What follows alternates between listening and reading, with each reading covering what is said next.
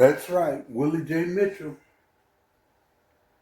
This is episode 5A of my motion picture, Crenshaw Production, The Whistleblower, by Willie J. Mitchell, aka Pablo Crenshaw, my brand, because I am a documented performer, professional sports entertainer with the WCW, NWA, and the WWE.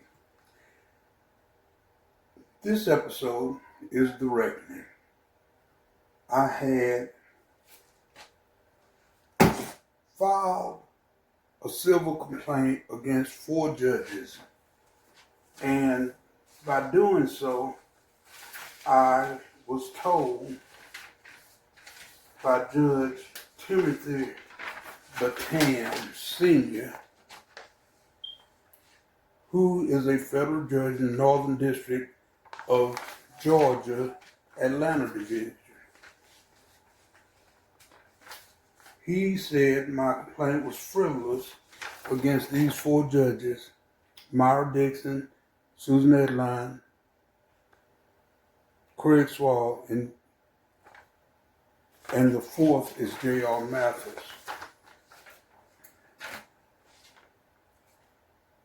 So I rationalized and said, okay, going after 4 judges for collusion and all that stuff might be frivolous. So I went at them one at a time. But when I went after Susan Edline, who's in episode 4A, he again said it was frivolous, and I assumed it was because I asked for $100 million. Well, let's start at the beginning. This is the first judge I went in front of, Judge Myra and Dixon. There's the case number.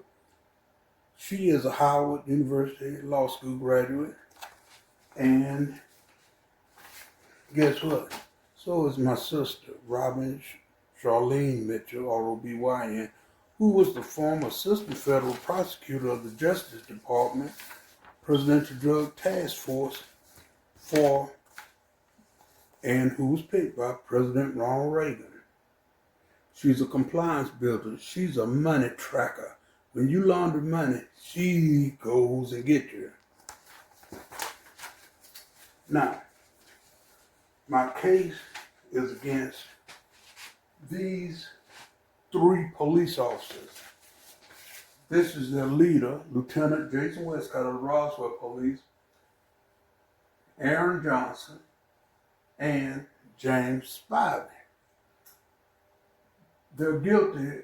These are the agency numbers, accident number, and they're guilty of Georgia 2010 Georgia Code, Article 3, Title 16, Crimes Against the Person, Kidnapping, False Imprisonment, and Related Offenses, 16-5-40, Kidnapping, False Imprisonment.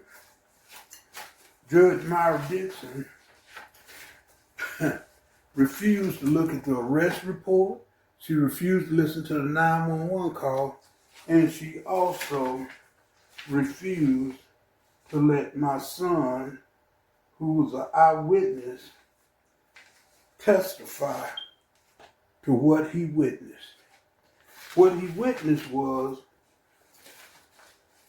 in April of 2009, while walking home from a local restaurant, I was assaulted by Johnson and Spivey. They made me perform a sobriety test in the parking lot of Red Lobster as I was walking home from a neighboring restaurant. By the time I got to my apartment, I was in so much pain and sweat, and I took a shower. I still couldn't get comfortable. I was sick. I called 911 to go to the hospital. I didn't know they had followed me home. They intercepted the call. Heard a knock at the door. I go to the door. Boom, they kicked it in. I was trying to put on some pants because I got in the shower, trying to calm down and get the feeling better. I'm naked on the floor. They put me up against the wall. Next thing I know, she's in between me and the wall with my penis in her mouth, sucking it, giving me a blowjob.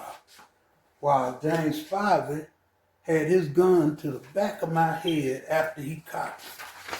He said, "This is a gift from Westcott, who I filed a complaint against for a car accident that a white guy ran a red light, and that's the car. My son at 14 was on the passenger side when the guy ran the red light. I woke up to Jason Westcott beating me in my head with his fists. I've been treated for traumatic brain injury. So I filed a complaint against him. So now, my son witnessed what happened. He said, "Stop hurting my dad."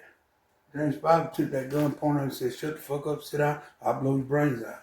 Now she's walking me outside naked. I beg her not to. I say, "There's little black Mexican children out there. They don't need to see a naked black man."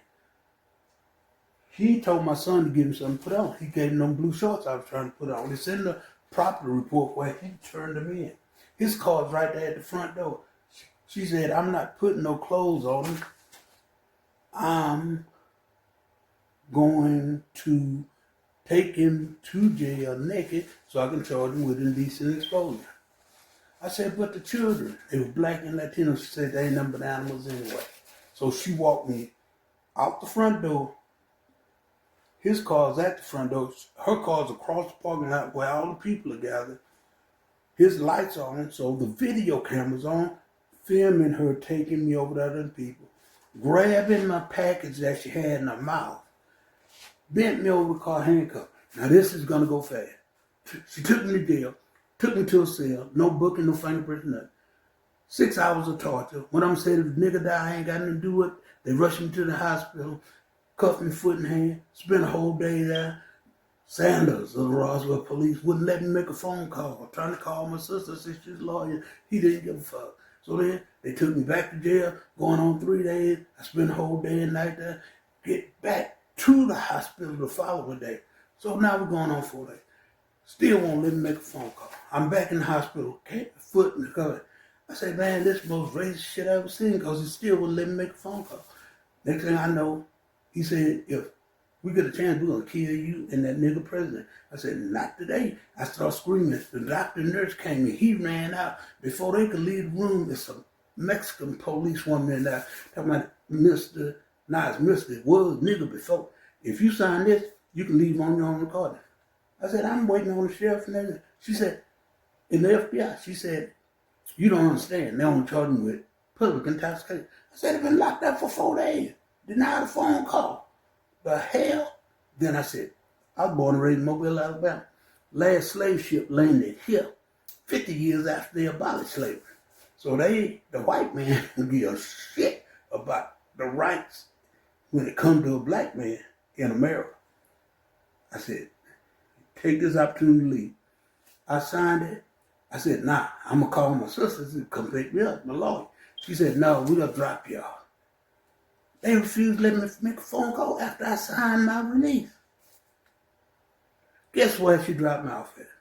She didn't take me back to my apartment where they drug me out of the nick. She took me to my sister's house at 655 Whitehall Way, Roswell, a very influential and nice neighborhood, high class neighborhood. Drug my ass out that police car. The neighbors see me going in there with police uniform on to my sister's house.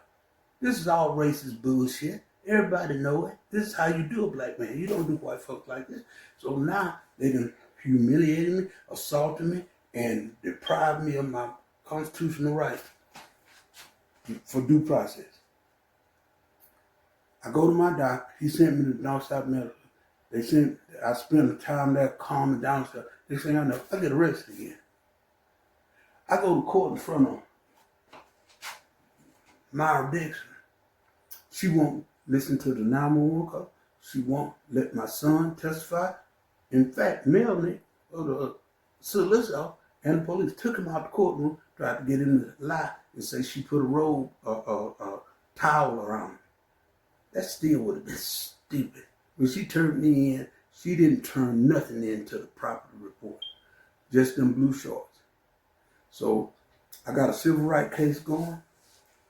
Timothy Baton, senior, there is no reason for you to deny me my day in court. After a 10-year disqualification on my CDL, 10 years later, I could get them reinstated, but I had to go to truck driver school, graduated. But I can't get a job because of the terroristic threat from her sucking my dick and him fucking me in my ass and parading me around naked and denying me the right to make a phone call to my lawyer. And this black woman and my sister both went to Howard University Law School, where they both are entitled black females that can't stand each other's black guts. I don't give a damn about Howard University and Law School. I went to Texas A&I in Kingsville under the University of Acting program for sociology and psychology major, because sociology and psychology is impartial. We help everybody, unlike the judicial system of America. Timothy Baton, senior, don't let this woman get away with sucking my dick.